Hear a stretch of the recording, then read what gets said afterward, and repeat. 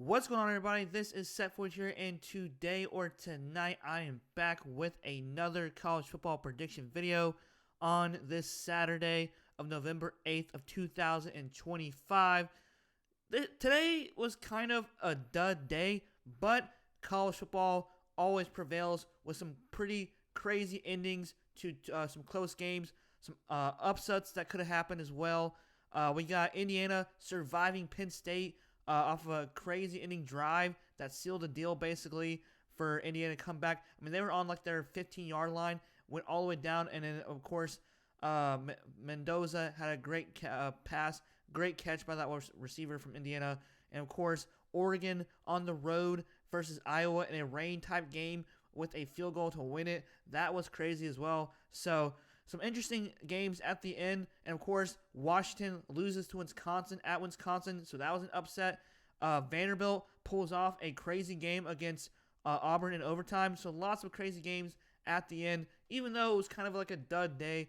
But it's football. There's always some good games on, no matter what happens. So next week, though, this upcoming week, we got a classic rivalry back at it again. We got the number 11th ranked Texas going on the road to face off soon, I guess you can say, a rival to Georgia, which is number 5 Georgia Bulldogs, the dogs of Georgia, and the hook'em horns of Texas.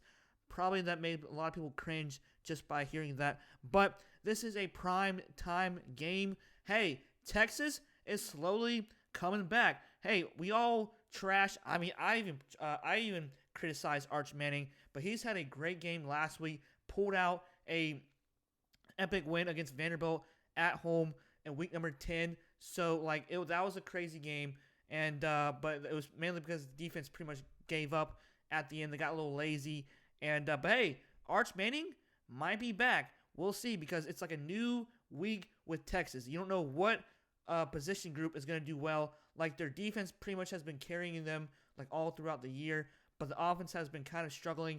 But then the offense has played pretty solid the last few games, but then the defense is kind of getting lazy. So we don't know what that team will be. But hey, they're 7-2. They beat Oklahoma. They beat Vanderbilt, two top ranked teams, top 10 ranked teams. So let's go ahead and go through this video so we'll see how this game will be played out. But this is just a prediction video. If you guys want to skip through all this as well, just look at the end of the video, and you guys can comment down below as well. But as a further ado, let's go ahead and go through this video. So the location will be at Georgia Stadium, not at Texas. As you guys know, the last year at Texas, there was some crazy stuff happening with the fans throwing trash on the field, with some questionable calls that overturned because of the refs got scared of the fans. That was wild and insane. Quinn Ewers kind of struggled last year, and Arch Manning kind of took over a little bit and had a closer game, but that was wild last year. It was fun and exciting. So there you guys have it for the location. Now we go to last week. We got week number 11th. Georgia, I think pretty much handed Mississippi State a good road win. Mississippi State is not bad. They're 5-5, I think, right now. And of course, Georgia won 8-1, and they're 6-1 in the conference, and their only loss is to Alabama.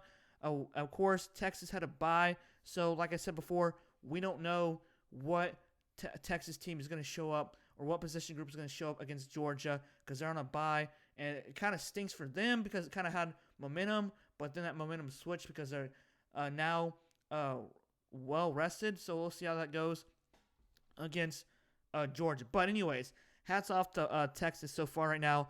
They beat Vanderbilt. They were up pretty big, and then of course, Texas defense just for some reason got lazy at the end, and Diego Pavia went off at the end. Almost could have lost, but thankfully they didn't. So it's 34-31. Texas is now 7-2, 4-1, and potentially could go to the playoffs if they win out for the rest of the year. So this is a huge game for Texas, and of course also a huge game for Georgia. So there you guys have it for the last week game. Previous meeting was in the SEC Championship last year. Georgia won 22-19, and of course Texas leads in the all-time series 4-3. So there you guys have it for the previous meeting.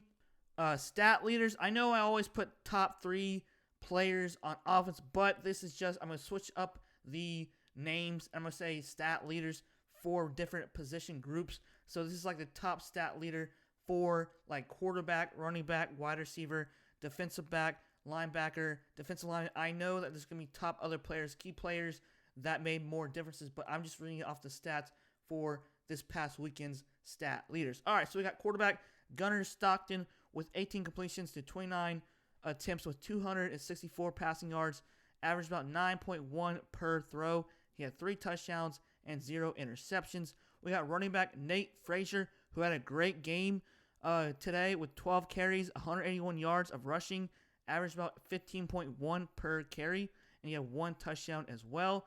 The wide receiver Noah Thomas with 3 receptions, 78 yards of receiving, 26.0 average per catch, and 1 touchdown. It's a solid day for the running back group and, of course, the wide receiving group for Georgia. And Gunnar Stockton had a solid day against Mississippi State. All right, so week number 10 from last week's game. Texas had a bye this week. Arch Manning had a solid day against Vanderbilt. Went off against Vanderbilt. He had 25 completions to 33 attempts with 328 passing yards. Averaged about 9.9 per throw. He had 3 touchdowns and 0 interceptions. Running back Quintrevion Wisner, he had 18 carries, 75 rushing yards, averaged about 4.2 per carry, and 1 touchdown as well. A wide receiver Ryan Wingo, he had 2 receptions, 89 yards of receiving, 44.5 average per catch, and 1 touchdown for Texas. So solid day for the offense on Texas's team. All right, so these stat leaders for the defense. We got Christian Miller for Georgia. He had 5 total tackles, 0 solo tackles. He had 0.5 sack, 0.5 tackles for loss. So basically an assisted sack and tackles for loss. We got linebacker Raylan Wilson. He had 6 total tackles, 4 solo, 1.5 sack, 1.5 tackles for loss. Defensive back KJ Bolden with 10 total tackles, 4 solo, and 1 tackles for loss. So there you guys have for the stat leaders by position for Georgia. And then we got stat leaders for Texas from the week 10 versus number 9 ranked team Vanderbilt with Ethan Burke for defensive lineman.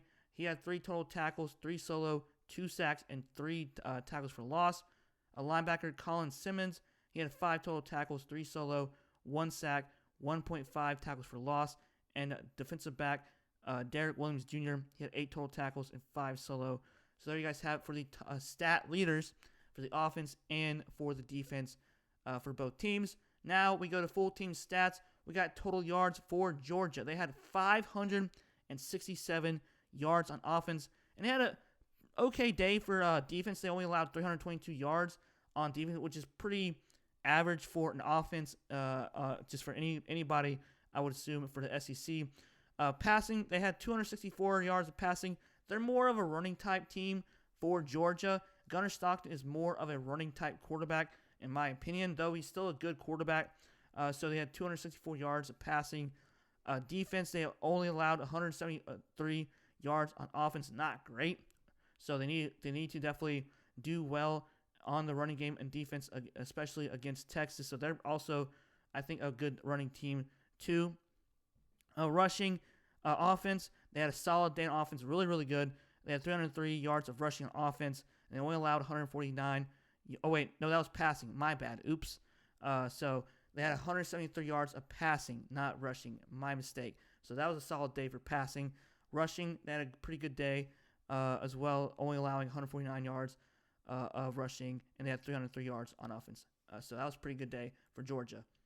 All right, Texas, though, started out great. They had a great game against Vanderbilt, and of course, at the end there, when they kind of got lazy, so the stats may be like they are right now, but throughout the games, Texas pretty much had to lead the whole entire game based off the scoreboard. So total yards, and of course, I did not watch this game, so I'm blindly reacting, blindly making this prediction just based off of stats and rankings. So total yards, 428 yards on offense. Defense, 423 yards allowed on defense. Not great at all. Passing, 328 yards on offense. And, of course, passing-wise on defense, they allowed 365 yards on defense, but that was pretty much in the fourth quarter when Vanderbilt got hot at the end. Rushing yards, offense, 100 yards, not great, which I pretty much lied to you previously with Georgia, that Texas had a good running game. Rushing, though, solid day for the defense for Texas. They only allowed 58 rushing yards, but Vanderbilt is more of a passing type team. All right, so for more team stats for Georgia, first downs, they had 30 first downs. Third down efficiency, they were 7 and 12, which is 58%. They didn't go on fourth down, so they were 0 for 0. Turnovers, they only had 1 turnover versus Mississippi State. They did force 1 turnover versus Mississippi State, which is good for their part. Penalties, they had 6 penalties for 50 yards. Not too entirely bad. Possession, though, they had 33 minutes and 0 or 7 seconds. So that's pretty good for Georgia. Now for Texas, we got 23 first downs, which is not bad. Third down efficiency, pretty good. So they went 7 for 11 for 63%. They didn't go on fourth down. Turnovers, they had 0 turnovers. And, of course, defense forced 1 turnover, which is not bad. Penalties, though, they had 9 penalties. They need to work on that, the same as Georgia. Time possession, they only had 29 minutes and 1 second minutes time of possession. All right, so teams comparison. So this is going to be a new segment for my videos. I want to try to do more in depth with the videos, more stats, just to try to compare the two teams. I know I've been going on with the trial and error with fans commenting what I need to post for the videos. I want to keep going and keep improving my videos each time. So this is a new segment with teams comparison. So let's go ahead and go through it. With the rating, Georgia from ESPN's SPI, I think it was called, they had 18.7 average of rating, which I don't know how that makes sense. But so the offensive ranks, they're ranked 17th out of 134th, which is 36.1 points per game. Defense, not bad at all. 17th as well out of 134. They're average about 18.8 points per game allowed. Record at home, they're 5-1, and their only loss was against Alabama, where they were ranked 17th at the time. And of course, they beat Ole Miss at home. That was a really solid game, but a high-scoring game as well. Record at away, they beat Tennessee in overtime, which ranked 15th in the country, so it's 3-1. And of course, record wins a record versus ranked wins is 2-1, so not bad at all for Georgia. Texas also is coming along really well. So they had 18.1 is their rating overall. Their offense, though, has been kind of sluggish here in the beginning of the season, but they're kind of coming along well with 43rd out of 134, which is averaging about 31.6 points per game. Defense, they're ranked 5th out of 134th, which is really solid, in my opinion. They're one of the best defenses in the league. So they only allowed 13.7 points per game. Really solid. Record at home, 5-0, which against number 6 ranked Oklahoma, which was a neutral site. Of course, number 9th ranked Vandy at home. So the record away, though, is 2-2, which that's a little concerning, but they were against ranked teams at the time as well. Oh, wait, no, not against Florida. They lost to Florida, and they lost to Ohio State. So the record is 2-1. All right, so this is going to be a very tough matchup to predict. I like both teams. Actually, I'm more of an SEC hater, and so I don't really like the SEC, but I do like some of the teams.